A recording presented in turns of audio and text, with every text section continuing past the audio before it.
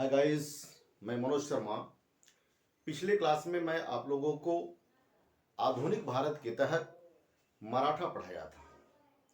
आज मैं पढ़ाऊंगा कि किस तरह उत्तरवर्ती मुगल शासकों के कमजोरी का फायदा उठाकर भारत में नवीन स्वतंत्र सत्ता की स्थापना यानी कि क्षेत्रीय स्तर पर हुई और किस तरह विदेशी आक्रांता भारत में आक्रमण किए। तो सबसे पहले हम लोग चर्चा कर लें उत्तरवर्ती मुगल शासकों की, जिनकी कमजोर करणी ने क्षेत्रीय शक्तियों के उदय में महत्वपूर्ण भूमिका का निर्वहन किया। सबसे पहले हम लोग आते हैं बहादुर शाह प्रथम। बहादुर शाह प्रथम 1707 से 1712 तक शासन किया। जहांगीर शाह 1712 से 1713 तक शासन किया। फर्रुखसियार 1713 टू 1719 तक शासन किया। उसके बाद कुछ समय के लिए रफीउद्दर्जात, रफीउद्दौला, नकुसियर, इब्राहिम शासन में आए। उसके बाद मोहम्मद शाह 1719 टू 1748 तक शासन किया। उन्हें 1719 से 1748 तक शासन किया। मोहम्मद शाह के समय ही प्रतिभा का पलायन शुरू हो जाता है मुगल साम्राज्य से क्षत्रिय शक्तियों के तरफ।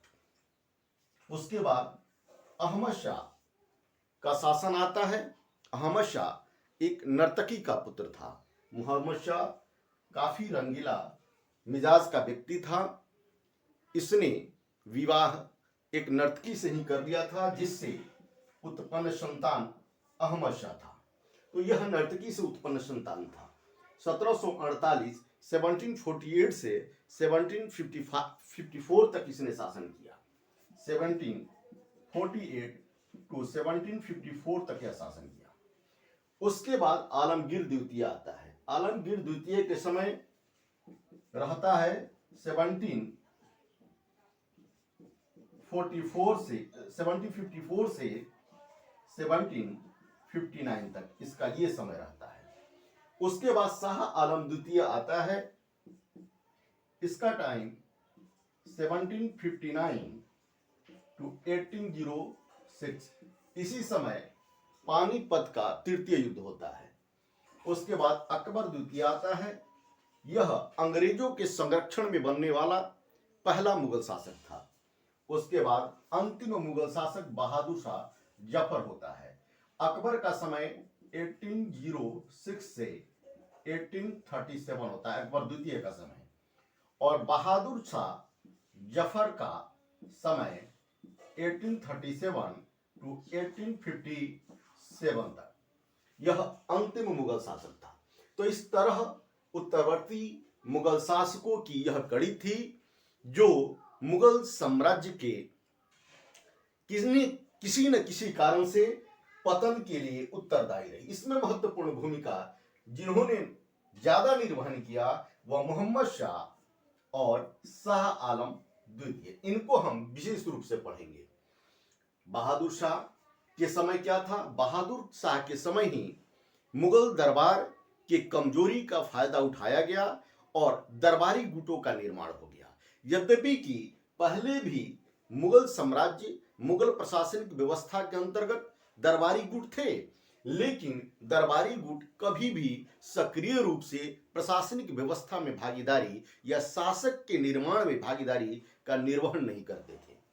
ठीक है, मैं पहले भी बताया था कि अगर केंद्रीय शक्ति मजबूत होगी तो क्षेत्रीय शक्तियां या उनकी सहयोगी शक्तियां उनके अधीन कार्य करेंगी। अभी भी आप ध्यान दीजिए, मोदी जी का सरकार है, स्ट्रॉन्ग सरकार है, स्ट्रॉन्ग गवर्नमेंट है, तो कोई भी डिसीजन लेने में उनको किसी भी तरह की दिक्कत नहीं होती है।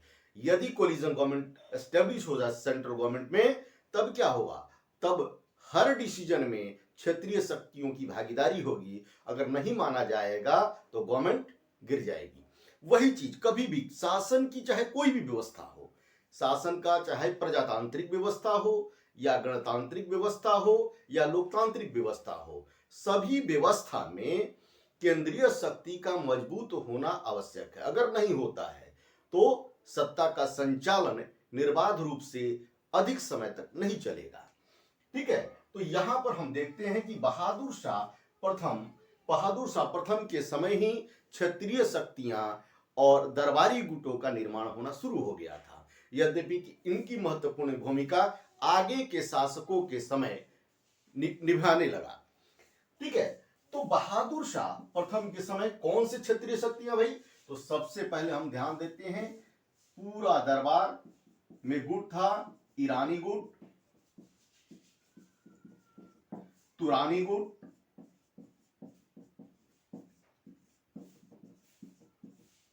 अफगानी गुट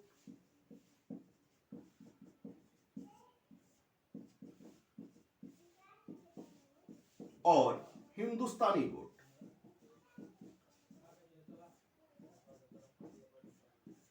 ईरानी गुट शिया धर्म से संबंधित थे, ईरानी गुट शिया धर्म से संबंधित थे। तुरानी गुट सुन्नी धर्म से, तुरानी गुट का ही निजाम उल मुल्क, जिनको चिनकिलिस खां भी कहा जाता है, चिनकिलिस खां था, निजाम उल मुल्क चिनकिलिस खां। अफगानी गुट वह थे जो मध्य एशिया, ईरान तथा अफगान के थे, और हिंदुस्तानी गुट वह था जो बाहर से तो आए थे लेकिन हिंदुस्तान में आकर बस गए थे, या भारत के हिंदू कन्वर्ट होकर मुसलमान में आ गए थे, मुसलमान धर्म को एडॉप्ट कर लिया था, यह हिंदुस्तानी गुट था। हिंदुस्तानी गुट में ही सैयद बंधु थे। सैयद बंधु दो भाई थे, अब्दुल्ला खां और हुसैन अली खां। सैयद बंधु के पूर्वज आके बरहा में बस गए थे, जो पटियाला के पास है।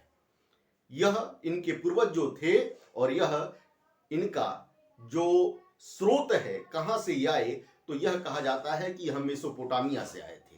पूर्व में यह मेसोपोटामिया से आए थे। तो यह 4 गुट था, और चारों गुट का निर्माण बहादुर शाह के समय हो गया था, बहादुर शाह प्रथम के समय। लेकिन इन गुटों ने अपने शक्तियों का प्रयोग कहां से शुरू कर दिया? जहांगीर शाह के समय से। सबसे पहले जहांगीर शाह ने ही इन गुटों का सहारा लिया, और सहारा लेकर के मुगल गद्दी पर आसीन हुआ। तो इस तरह हम देखते हैं। फिर आगे हम आते हैं, तो आगे सैयद बंधुओं की महत्वपूर्ण भूमिका हो जाती है। सैयद बंधु फर्रुखसियर, रफीउद्दर्जा, रफीउद्दौला, नकुशियर, इब्राहिम और मोहम्मद शाह को शासक बनाते हैं। सैयद बंधु इन सभी को शासक बनाते हैं। इतने लोगों को शासक बनाने के कारण सैयद बंधुओं को इतिहास में किंग मेकर कहा जाता है। लेकिन अपनी शक्ति में इतनी अप्रत्याशित रूप से वृद्धि कर लिए थे कि इससे शासक, जो मुगल साम्राज्य का शासक था, वह गौण लगने लगा था। फलतः मुगल साम्राज्य के शासक निजाम उल मुल्क चिनकिलिस खां के साथ मिलकर के सैयद बंधुओं का पतन कर दिए। तो सैयद बंधुओं का पतन मोहम्मद शाह के शासनकाल में हो गया। उसके बाद अहमद शाह की हमने चर्चा किया। अहमद शाह के बाद आपको आलमगीर का चर्चा किया। अहमद शाह नर्तकी का पुत्र था, आलमगीर का उतना कंट्रीब्यूशन नहीं था। मोहम्मद शाह के समय ही हम देखते हैं कि मोहम्मद शाह के समय ही भारत के विभिन्न क्षेत्रों में, जो मुगल साम्राज्य के अधीन था, उन विभिन्न क्षेत्रों में नवीन क्षत्रिय शक्तियों के तहत स्वतंत्र सत्ता की स्थापना हो गई। इधर अवध में, बंगाल में, राजपुताना में, हैदराबाद में, रुहेल बंगस में, जाट में, इन सभी ने अपनी अपनी नवीन स्वतंत्र सत्ता की स्थापना की और मुगल साम्राज्य से अपना संबंध तोड़ लिया। तो किस तरह इन्होंने स्थापित किया, मैं अभी आगे चर्चा करूंगा। उसके बाद शाह आलम द्वितीय के समय ही हमने चर्चा किया था पानीपत का तृतीय युद्ध। बाजीराव के समय, उस वक्त मराठा वो पेशवा थे, उनके समय, और मुगल शासक कौन था? शाह आलम द्वितीय था। इसी के समय पानीपत का तृतीय युद्ध 1761 में हुआ। और इतनी इस समय कमजोरी हो गई, मैंने कहा था कि पानीपत के तृतीय युद्ध में मुगल तो कमजोर हो ही रहे थे, केंद्रीय शक्ति तो कमजोर हो ही रही थी, लेकिन इस केंद्रीय शक्ति की कमजोरी के रिक्तता को भरने के लिए जो मराठा दावेदार थे वो मराठा शक्ति पानीपत के तृतीय युद्ध में समाप्त हो गया और मराठा शक्ति का मुकाबला मराठा शक्ति की रिक्तता को अब मराठा शक्ति की रिक्तता को और भारत के सत्ता की दावेदारी किसके हाथों में आ गई? अंग्रेजों के हाथ में आ गई। विदेशी शक्ति में भी दो दावेदार थे, फ्रांसीसी और अंग्रेज। 1760 में वांडीवास का युद्ध हुआ, मैंने चर्चा किया था। वांडीवास के युद्ध में किसके किसके बीच हुआ? तो फ्रांसीसी और अंग्रेज के बीच। इस वांडीवास के युद्ध ने यह निर्णय कर दिया कि फ्रांसीसी का अब प्रभुत्व भारत से समाप्त हो गया और अंग्रेज भारत में विदेशी शक्तियों में सबसे ज्यादा प्रभुत्ववान हो गए। तो अंग्रेज विदेशी शक्तियों में प्रभुत्ववान हो गए, कारण कि वांडीवास के युद्ध में फ्रांसीसी अंग्रेजों से हार गए थे। और यहां पर 1761 में पानीपत के तृतीय युद्ध में अहमद शाह अब्दाली से मराठा हार गए थे और मुगल तो कमजोर हो ही रहे थे। तो इस रिक्तता को कौन भरेगा? अब अंग्रेज भरेगा। तो अंग्रेज की सहायता से अगला मुगल शासक बनने वाला, पहला मुगल शासक बनने वाला अकबर द्वितीय था। अगला भी और पहला भी। अंत में बहादुर शाह जफर हुआ, जो 1857 के विद्रोह में विद्रोहियों का नेतृत्व किया था। फलस्वरूप इन्हें रंगून भेज दिया गया, जहां पर इनकी मृत्यु हो गई। तो यह पूरा लेटर मुगल शासक थे और लेटर मुगल शासक के अधीन जो शासन करने वाले गुट थे, अप्रत्यक्ष रूप से ये ईरानी, तुरानी, अफगानी और हिंदुस्तानी थे। अब हम आगे चर्चा करेंगे।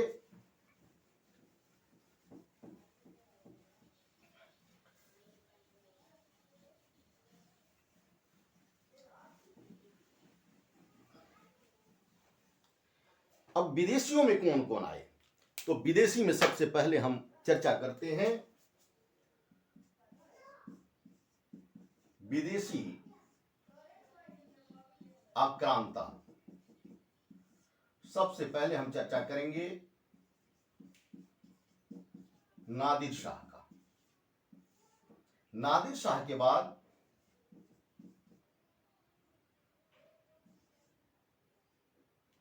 अहमद शाह अब्दाली का। इनके कार्यों, नादिर शाह का सबसे प्रमुख 1739 करनाल युद्ध और अहमद शाह अब्दाली यद्यपि की 1748 से ही आक्रमण करना शुरू कर दिया। इसका 1748 से 1767 तक आक्रमण हुआ, लेकिन महत्वपूर्ण आक्रमण 1761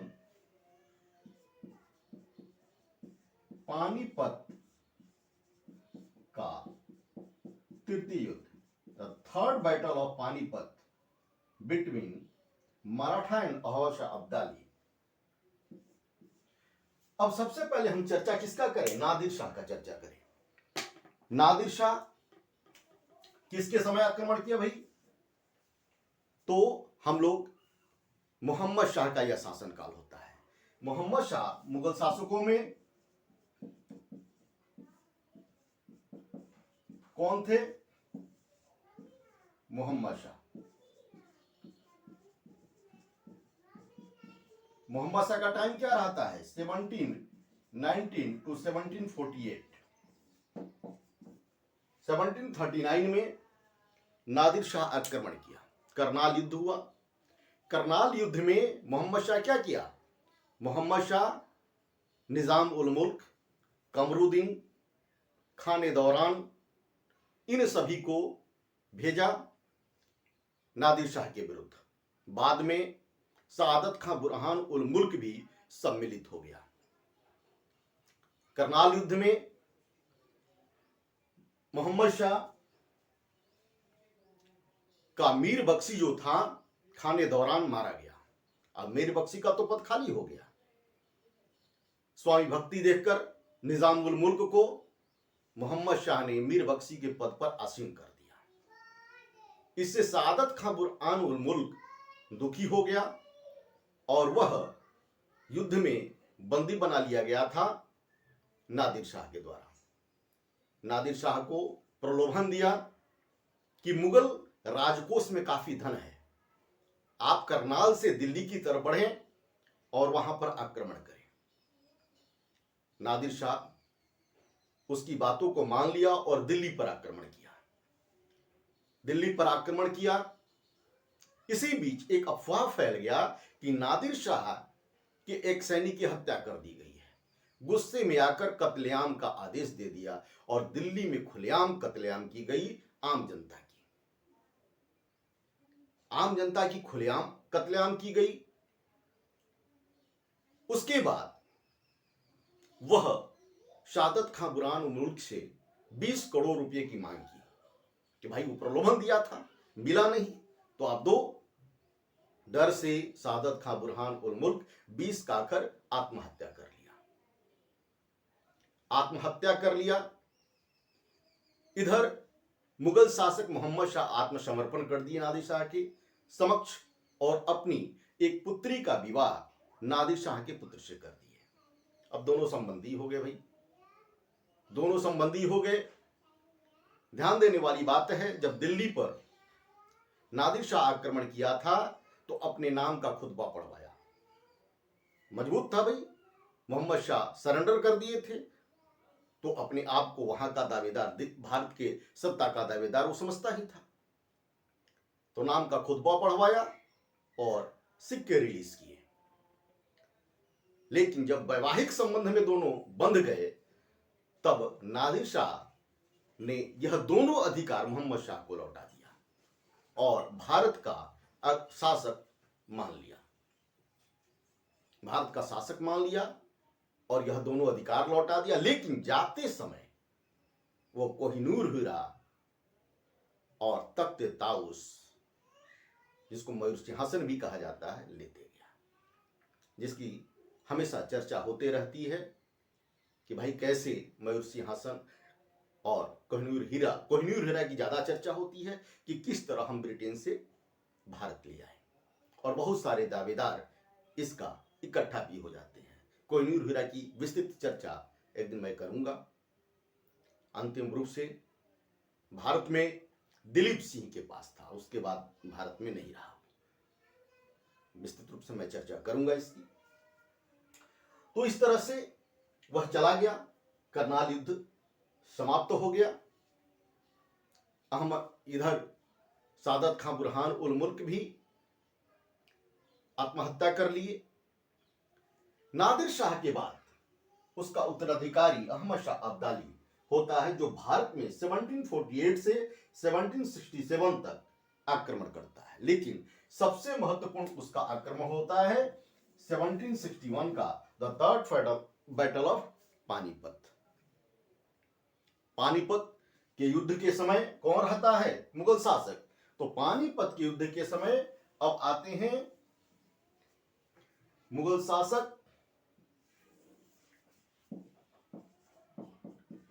शाह आलम सेकंड होता है। शाह आलम सेकंड पानीपत के तृतीय युद्ध में मुगल शासक होता है। अब 3 लोगों की महत्वपूर्ण भूमिका होती है, 3 कैरेक्टर यहां होते हैं।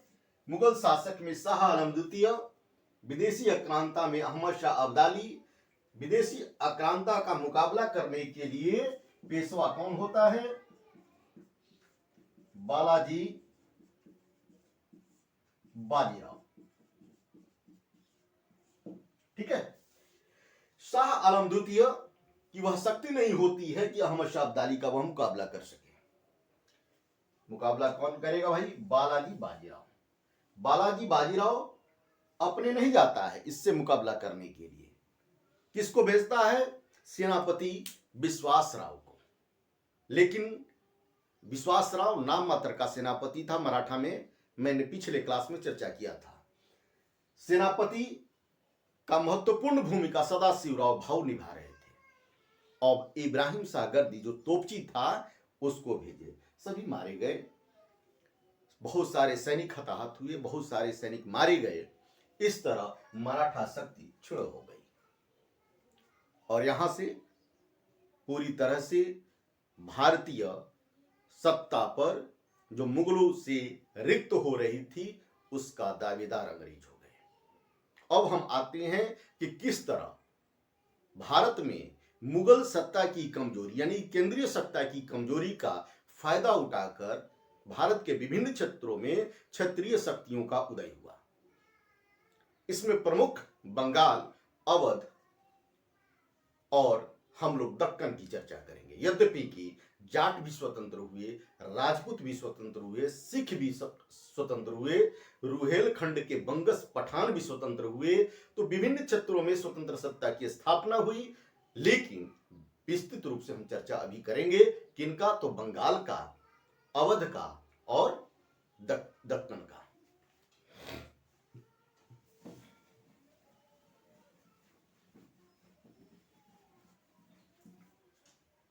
सबसे पहले हम लोग बंगाल की चर्चा करें।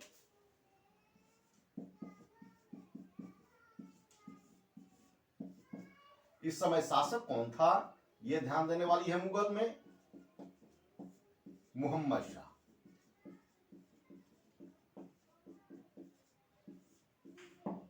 बंगाल सबसे पहले मुगल सत्ता से स्वतंत्र होने वाला प्रांत अगर कोई था तो वह बंगाल था। बंगाल में स्वतंत्र सत्ता की स्थापना कौन किया, तो मुर्शीद कुली खान। ध्यान देने वाली बात है कि 1719 में इसे फर्रुखसियार ने उड़ीसा का सूबेदार बनाया था। कहां का, उड़ीसा का सूबेदार बनाया था। इसलिए इस क्षेत्र से यह भली भांति वाकिफ था। उड़ीसा का सूबेदार बनाया, लेकिन जब मोहम्मद शाह के शासनकाल में यह देखा कि यहां पर गुटबाजी, बहुत सारे गुट एक दूसरे से लड़ रहे हैं और चाहते हैं कि हमारा मनपसंद शासक बने, इस गुट से और अपनी प्रतिभा का प्रयोग करने के लिए इसने स्वतंत्र सत्ता की स्थापना बंगाल में की। बंगाल में स्वतंत्र सत्ता की स्थापना किया इसने, और स्वतंत्र सत्ता की स्थापना करने के बाद इसने क्या किया, राजधानी जो बंगाल की थी ढाका से राजधानी बदल के मुर्शिदाबाद कर दिया गया। इसके बाद एक कड़ी चली बंगाल में, जिसकी मैं चर्चा विस्तृत रूप से अंग्रेजी काल में करेंगे कि किस तरह बंगाल से अंग्रेजों ने अपनी सत्ता की शुरुआत की। ध्यान देने वाली बात है कि मुगल सत्ता की कमजोरी का फायदा उठाकर सबसे पहले स्वतंत्र होने वाला प्रांत अगर कोई था तो बंगाल था। और दूसरा बात यह भी है कि अंग्रेजों ने सबसे पहले आधिपत्य किसी प्रांत पर किया तो वह भी बंगाल ही था। अब बंगाल के बाद नवीन सत्ता जो स्थापित हुई उसकी चर्चा मैं अवध की करूंगा।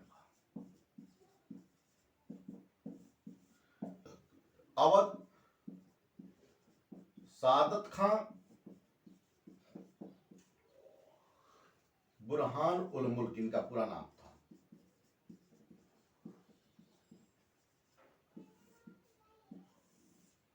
इन्होंने अवध में स्वतंत्र सत्ता की स्थापना की और फिर एक हेरारकी चली अवध में स्वतंत्र शासकों की।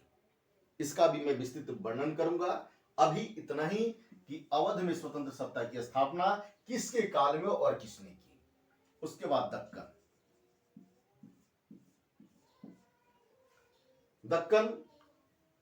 दक्कन में स्वतंत्र सत्ता की स्थापना निजाम उल मुल्क ने किया। ध्यान देने वाली बात है कि सबसे पहले 1722 में मोहम्मद शाह ने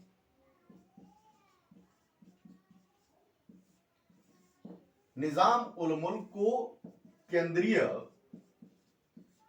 सत्ता के अधीन वजीर के पद पर नियुक्त किया था। वजीर के पद पर नियुक्त किया था, लेकिन 1723 में यह शिकार खेलने के बहाने दक्कन चला गया। मनसा तो कुछ और था कि भाई स्वतंत्र सत्ता की स्थापना दक्कन में किया जाए। वजीर के पद से वह संतुष्ट नहीं था, मोहम्मद शाह उसकी मंशा को समझ गया और 1724 में मुबारिस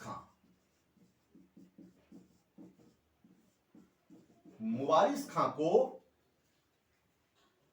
भेजा इसको नियंत्रित करने के लिए। दोनों के बीच, मुबारिस खां और निजाम के बीच 1724 में सकुर खेड़ा का युद्ध हुआ। सकुर खेड़ा के युद्ध में निजाम उल मुल्क मुबारिस खां को परास्त कर दिया। इस तरह वह अपने आप को स्वतंत्र शासक के रूप में दक्कन में स्थापित कर लिया। मजबूरी बस मोहम्मद शाह भी उसकी सत्ता को मान्यता प्रदान कर दिए कि भाई आप दक्कन के स्वतंत्र सूबेदार हैं और आसफ जहां की उपाधि दी। आसफ